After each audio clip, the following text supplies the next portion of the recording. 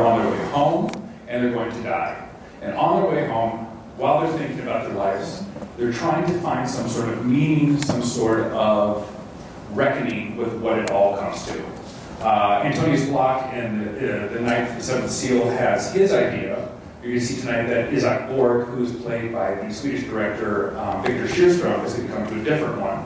This one has a little bit more of a hopeful tone to it, I think, than Seventh Seal did, although that one does end on a positive note.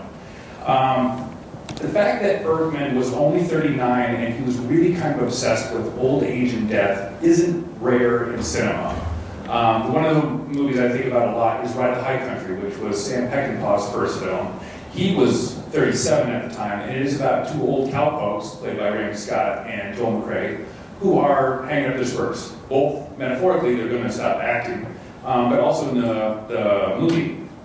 And of course, the big granddaddy of them all might be Citizen Kane, in which the 26-year-old Orson Welles talked about aging and dying and what the meaning of life is. But in those two movies, Citizen Kane and Ride the High Country, the directors are very concerned with surfaces. With Bergman, he's interested in interiors. And how he gets at interiors, especially in this movie, is a dream sequence. Actually, there's several dream sequences. He was a huge proponent of using dream sequences and surrealism to try and drive out the ideas of his character's psychology. That was a very personal thing for him because a lot of these dream sequences came from his own dreams. About 10 years ago, the Los Angeles County Museum of Art did an exhibit about Bergman, and it was one of those immersive kind of things where you walk in, they have clips from the movies, they recreate some of the sets. So you get to experience what it's like to be inside the Outer Wolf or be inside Shade. But they also had another room in which they had a bunch of his personal effects. They recreated his house on his island, and in the bedroom he had a simple bed, and right next to the bed was a white IKEA table with a bunch of Swedish scrawl on it. He had a Sharpie on his white IKEA table, and when he woke up in the nighttime, he would immediately turn over and write down what his dream was. And that got into the movie.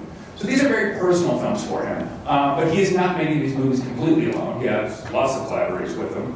So tonight we should definitely pay attention to one of his best leading actresses. Her name is Ingrid Thulin. She's going to play the daughter-in-law.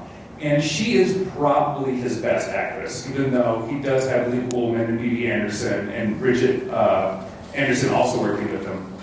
She is a tour de force. She gave completely wild and different performances in all of the movies. They are fully lived in, totally realized. She is the Katharine Hepburn, the Nicole Kidman, the Natalie Portman of her time. So, with that, if you could please just turn off your phone, sit back and enjoy Wild Strawberries. Thank you very much.